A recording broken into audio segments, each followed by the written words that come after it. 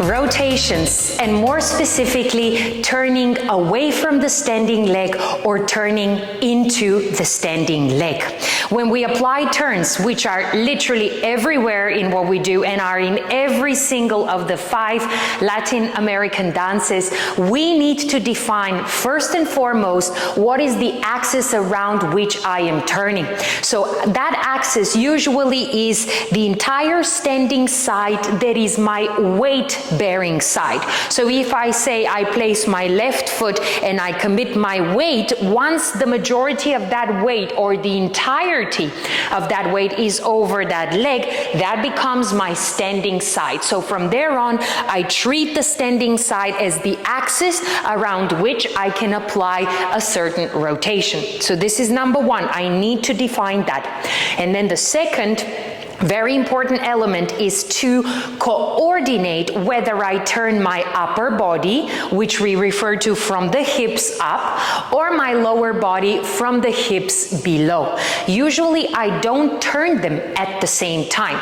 So a good exercise for me to enhance that skill of isolation will be either I'm on 2 straight knees collected or slightly apart, fix the hips, rotate the body as much as you can to one side, keep the hip forward, rotate over to the other side, keep the hip forward. Remember not to turn back here. You want to almost feel like a ringing sensation. Hip fights to stay forward, body turns the other way.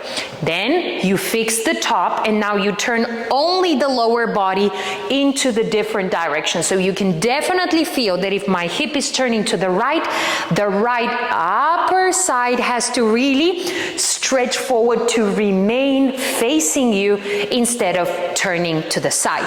You use this principle of isolation in any type of turn, which we're gonna work on in another segment.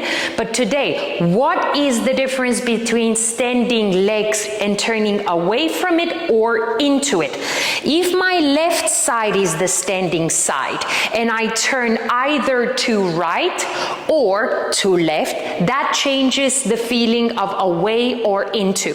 So standing left side, everyone, if I'm turning to the right, that means that I'm turning away from the side. You see my thighs are connected, but there is a certain sense of rotation that makes me turn away from the standing leg. The other direction is to the left, so that means that my movement is into the standing leg, meaning left standing side, left turn.